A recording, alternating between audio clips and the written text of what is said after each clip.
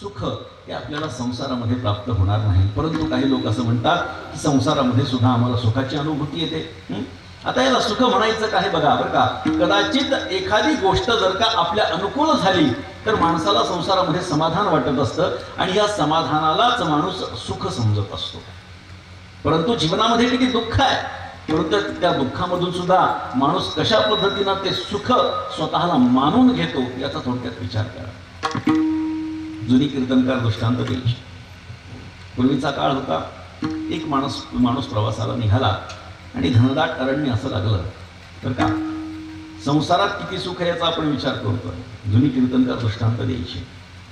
प्रवासाला निघाला आणि निघाल्यानंतर घनदाट असं ते अरण्य लागलं. अरण्यामध्ये गेल्यानंतर एक वाघ त्याच्या मागे लागला.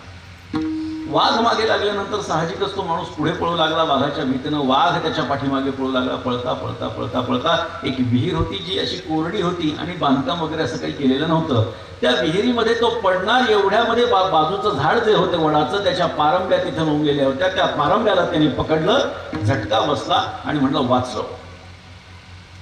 खाली उडी मारावी आणि वाघापासून स्वतःचं संरक्षण करावं असा त्याने विचार केला आणि खाली बघितलं तर खाली नाग फणा काढून बसलेला होता. आपण दृष्टांत कशासाठी पाहतोय लक्षात घ्या. संसारातलं सुख कसं असतं हा विचार करू लागला. खाली उडी मारावी पण खाली नाग फणा काढून बसलेला. वर जावं तर वर वाघ आवासून बसलेला. काय करायचं प्रश्न पडला. ज्या वडाच्या पारंब्याला झटका बसून तो लटकलेला होता त्याच्यावरती एक मोहळ बसलेलं होतं. आग्या मोहळ वचने का आधारित होता आपल्याला काय. आग्या मोहळ बसलं. झटका बसल्यानंतर ते मोहळ उठलं आणि त्याच्या माशा चावू लागल्या. बघा किती त्रास आहे. त्रास असा अंगामध्ये कपड्यामध्ये मुंबई शिरले, गुदगुल्या होऊ लागल्या. किती वेळ धरून ठेवायचं, हात दुखू लागला.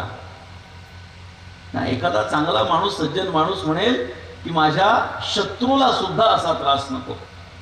वर जाता येत नाहीये, वर वाघ आहे, खाली जाता येत नाहीये, खाली नाग आहे, हात दुखू लागलेत, मोहळाच्या माशा चावू लागलेल्या आहेत, कपड्यामध्ये मुंगळे शिरलेले आहेत. अशा परिस्थितीमध्ये त्याचं लक्ष एका गोष्टीकडे गेलं. ज्याच्या मधमाशा ह्या उठून त्याला चावत होत्या त्याचा तुकडा पडल्यामुळे त्याच्यातून मधाचा एक थेंब टपकणार होता आणि त्याच्या सुदैवानं त्याच्या डोक्याच्या वरच तो मधाचा थेंब होता. तो विचार करू लागला हा मधाचा थेंब मला मिळाला पाहिजे. परिस्थिती काय आहे तीच आहे. खाली नाग आहे, वर वाघ आहे, हात दुखतायत, मुंगळे कपड्यामध्ये शिरलेत, माशा चावतायत, पण एवढ्यात त्याचं लक्ष कुठे गेलं मधाच्या थेंबाकडे. हा मधाचा थेंब माझ्या जिभेवरती पडावा याच्यासाठी तो आटोकाट प्रयत्न करू लागला. त्या पारंब्या हलू लागल्या पण तो सुद्धा प्रयत्न करू लागला की माझ्या जिभेवरती पडावं. महाराज त्याच्या जिभेवरती तो मधाचा थेंब टपकला. तो म्हटला वा वा मध काय गोड आहे, हेच संसारातलं सुख आहे.